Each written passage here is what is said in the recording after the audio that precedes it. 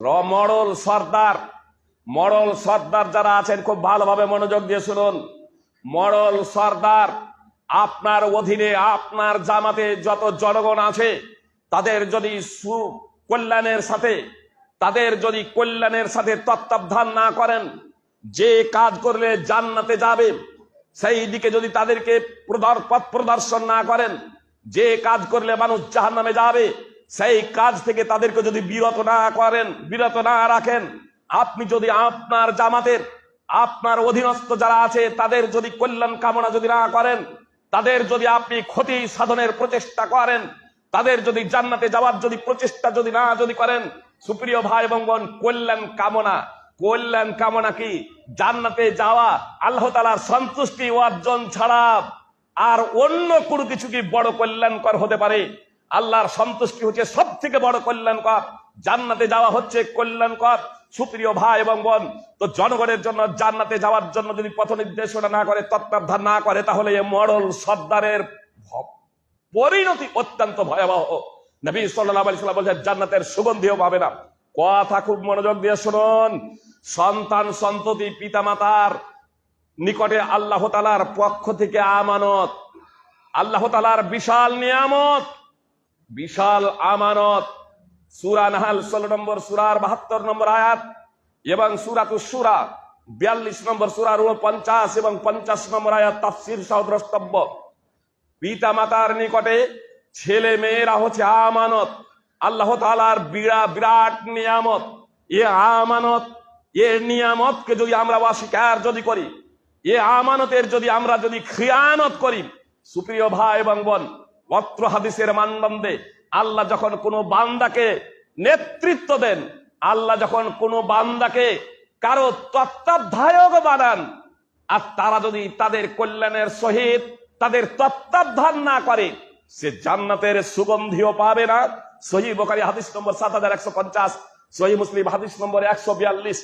পিতা মাতা খুব ভালোভাবে শুনুন, আমার ছেলে মেয়ের যদি কল্যাণের সহিত তত্ত্বাবধান না করি, যে কাজ করলে জান্নাতে যাবে সেই কাজের দিকে যদি আমি পথ নির্দেশনা না দিই, যে কাজ করলে জাহান্নামে যাবে সেই কাজ থেকে যদি আমি বিরত না রাখি, আমার ছেলে মেয়ে তাদের যদি কল্যাণের সহিত যদি তত্ত্বাবধান না করি, আমার ছেলের ভবিষ্যৎ যাতে ভালো হয়, মাধ্যমিকে ভালো রেজাল্ট হয়, তার জন্য আমি কঠোর পরিশ্রম করি, টিউশন দিই, প্রাইভেট পড়াই, সুপ্রিয় ভাই এবং বোন, ভালো ডিগ্রি অর্জন করলো, ভালো ডিগ্রি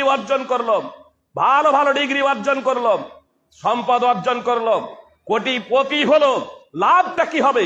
আজকে দেখছেন না জি, আমেরিকার অন্যতম ধনী ব্যক্তি ইসলাম কবুল করলেন কালেমায়ে শাহাদাত পাঠ করে। আপনার গত মার্চেই আপনার ব্রিটেনের অন্যতম ধনী ব্যক্তি বেস্ট উইলিয়াম কালেমায়ে শাহাদাত পড়ে মুসলমান হয়ে গেলেন। আমেরিকার শীর্ষস্থানীয় ধর্মযাজক হিলারিয়ান হেগি আপনার তার 1 মাস আগে কালেমায়ে শাহাদাত পড়ে মুসলমান হয়ে গেলেন। সুপ্রিয় ভাই এবং বোন, যেখানে নাস্তিকরা, যেখানে খ্রিস্টানেরা, যেখানে ইহুদিরা, যেখানে হিন্দুরা, যেখানে বৌদ্ধরা ও মুসলমানরা মুসলমান হচ্ছেন, আমরা মুসলমানরা সিংহভাগ মুসলমান হতভাগা, আমরা ইসলামকে বোঝার প্রচেষ্টা করলাম না, ইসলামকে জানার চেষ্টা করলাম না, পবিত্র কোরআনের সংস্পর্শে নিজেদের জীবনটা গড়তে পারলাম না। সুপ্রিয় ভাই এবং বোন, এজন্য আপনাদেরকে বলবো যে আসুন, আমাদের হাতে এখনো সময় আছে। আমরা যদি আমার ছেলে মেয়ের যদি কল্যাণ কামনা না করি, শুধু নিজে নামাজ পড়ে জান্নাতে যাওয়া যাবে না। এজন্য আমি নিজে নামাজ পড়বো, ছেলে মেয়েকে নামাজি বানাবো। যে স্পষ্ট ভাবে করুন, দৃঢ় প্রতিজ্ঞাবদ্ধ হয়ে যান, ছেলে যদি নামাজ না পড়ে তাহলে তাকে বাড়িতে রাখবো না, মেয়েকে অবশ্যই নামাজ পড়তে হবে। এবং বেনামাজি ছেলে মেয়ে, জি ছেলে নামাজি আছে, ছেলেকে অবশ্যই নামাজি বানাবো, বেনামাজি বউ নেব না, যতই কোটিপতি এবং যতই সুন্দরী হোক না কেন। মেয়ে আছে নামাজি বানাবো, বেনামাজি ছেলে যত বড়ই চাকরিজীবী হোক না কেন আর ধনসম্পদশালী হোক না কেন, বেনামাজি হলে তার সাথে মেয়ের বিয়ে দেব না। এই দৃঢ় প্রতিজ্ঞাবদ্ধ হতে হবে যে আপনি কি চান আপনার মেয়ে, আপনার ছেলে বেনামাজির সাথে দাম্পত্য জীবন করে জাহান্নামে চলে যাক? আমরা যদি প্রচেষ্টা করি তাহলে আমাদের সমাজকে পরিবর্তন করা সম্ভব। আজকে মনে হচ্ছে এটা কঠিন। সৌদি আরবে একটাও বেনামাজি খুঁজে পাবেন না। ফেসবুকে কয়েকদিন হলো ঘুরছিলেন, আপনার ছবি সহ পোস্ট করেছিলেন যে ফ্রিতে এখানে গোসল দেওয়া হয়, সৌদি আরবে মেয়েকে ফ্রিতে সরকারের পক্ষ থেকে গোসল দেওয়ানো হয়, কিন্তু সেখানে লেখাই আছে আমরা বেনামাজির গোসল দেব না, বেনামাজিকে গোসল দেওয়ানোর জন্য অনুরোধ করবেন না, লেখাই আছে আমরা বেনামাজিকে গোসল দেব না, ফ্রি গোসল দেবো। জি, মেয়াত মারা গেছে, আপনাকে গোসল দিতে হবে না, শুধু পৌঁছে দিন।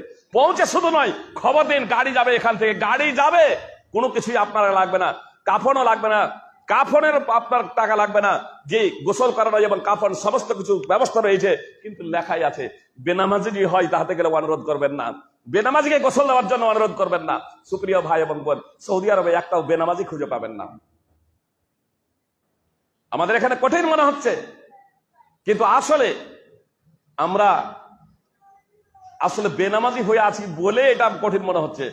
আমি এই জন্য একটা উদাহরণ এর আগেও দিয়েছিলাম যে ফেতরা আমরা সবাই দিই না, কি বলছেন? মডেল সরকার যেহেতু খাতা নিয়ে বসে যান যে কে ফেতরা জমা করছে আর কে জমা করছে না, হিসাব নিচ্ছেন না যে ফেতরার থেকেও 1000 গুণ বেশি গুরুত্বপূর্ণ, ফেতরার থেকেও 1000 গুণ বেশি গুরুত্বপূর্ণ নামাজ প্রতিষ্ঠা করা। তো কে নামাজ পড়ছে আর কে নামাজ পড়ছেন না আপনি হিসাব নেবেন না? আপনি মডেল সর্দার হয়েছেন, অবশ্যই আপনাকে হিসাব নিতে হবে কে নামাজ পড়ছে আর কে নামাজ পড়ছেন না। ফেতরার বেলা তো হিসাব নিচ্ছেন কে ফেতরা দিচ্ছে আর কে ফেতরা দিচ্ছে না। যে এখানে টাকা পাবেন, এখানে খাদ্যশস্য পাবেন, তাই নাকি? ফেতরার বেলায় তো আপনি হিসাব নিচ্ছেন কে দিচ্ছে না, ফেতরার বেলায় খুব এরকম হিসাব নিচ্ছেন। তার কারণ জনগণ তখন ভয়ে ভয়ে আপনার ফেতরা দিতে বাধ্য হচ্ছে, না হলে আমাদেরকে জামাতে রাখবেন না। সুপ্রিয় ভাই এবং বোন, আপনি নামাজের জন্য হিসাব নেন কে নামাজ পড়ছে আর কে নামাজ পড়ে না। জি, বেনামাজি হবে, মসজিদের ইমাম তার জানাজা পড়াতে যাবেন না।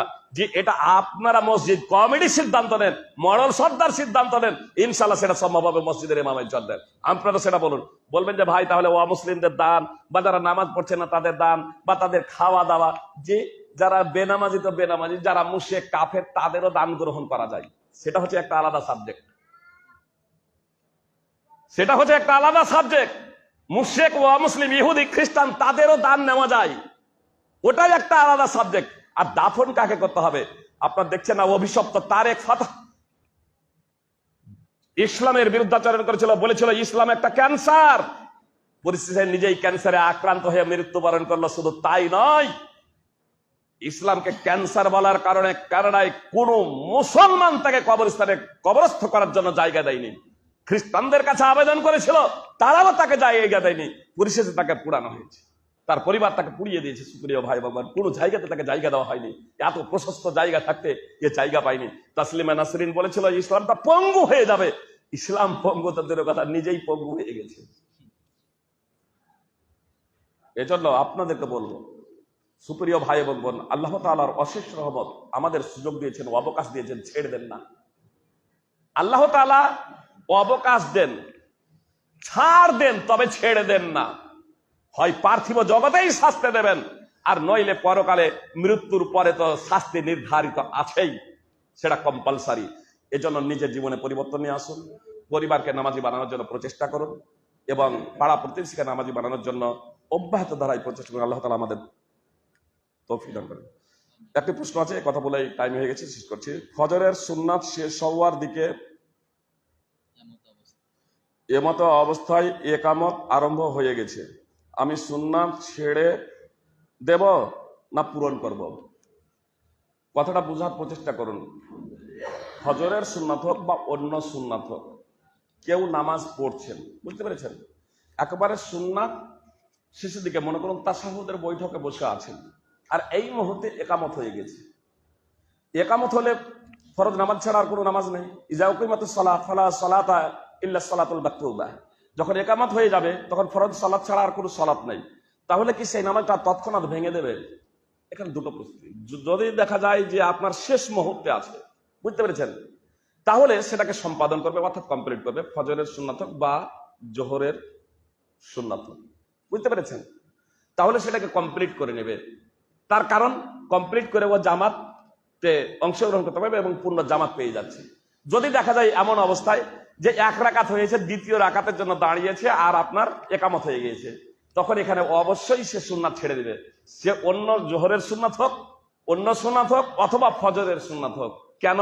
ওই সুন্নাত আদায় করতে গিয়ে আর এখানে ফরজ জামাত ছুটে যায়, রাকাত ছুটছে, এজন্য এখানে আদায় করা যাবে না। যদি এমন পরিস্থিতি হয় যে একবারে শেষ মুহূর্তে আছে, ও 2-1 মিনিটের মধ্যে, আধা মিনিটের মধ্যে, 1 মিনিটের মধ্যে ও কমপ্লিট করতে পারবে এবং জামাতে সামিল হতে পারবে, ও রাকাত ছুটবে না, তাহলে সেটাকে কমপ্লিট করবে। আজকের সভা এখানে সমাপ্ত করা হচ্ছে। আপনারা এই প্রতিজ্ঞা নিয়ে যান এবং মানসিক ভাবনা পরিবর্তন করুন যে আজ থেকে আমরা তো ধারাবাহিকভাবে 5 ওয়াক্ত নামাজ পড়বই, আমাদের ছেলে মেয়ে যারা আছে তাদেরকে অবশ্যই নামাজ পড়াবো, বলপূর্বক আপনাকে নামাজ পড়াতে হবে। রোজার জন্য মারার কথা বলা হয়নি, হজ করার জন্য মারার কথা বলা হয়নি, জি, কিন্তু নামাজ না পড়ার জন্য মারার কথা বলা হয়েছে। তবুও তো 10 বছরে তখন সাবালক হয় না, তখন মারার কথা বলা হচ্ছে। তো যদি সাবালক হয়ে যায় নামাজ না পড়ে, তাহলে কি পরিণতি হতে পারে? এজন্য আপনাদেরকে বলবো যে এই মানসিকতা নিয়ে যান যে নিজেরা নামাজ পড়বেন, নিজের ফ্যামিলি, পরিবার এবং পাড়া প্রতিবেশীকে নামাজ পড়ার জন্য সাধ্যমতো প্রচেষ্টা করবেন। আল্লাহ তাআলা আমাদের প্রত্যেককে প্রকৃত নামাজি হওয়া তৌফিক দান করেন। দায়ী আল্লাহ হিসেবে, দিনের প্রচারক হিসেবে আল্লাহ তাআলা আমাদের কবুল করে নেন, আমিন। আকুলু কওলি হাযা আস্তাগফিরুল্লাহ লি ওয়া লাকুম মুসলিমিন, সুবহানাকাল্লাহুম্মা ওয়া বিহামদিকা আশহাদু আল্লা ইলাহা ইল্লা আনতা আস্তাগফিরুকা ওয়া আতুবু ইলাইক। আসসালামু আলাইকুম। পুরুষেরা কেউ যাবেন না, আগার মা এবং বোনেদেরকে বের হওয়ার জন্য বলছি। আমরা পুরুষেরা যেহেতু এখানে নামাজ পড়বো, যাদের ওযু আছে ওযু করার প্রয়োজন নেই, যাদের ওযু আছে ওযু করার প্রয়োজন নেই, যাদের ওযু নেই তারাই কেবল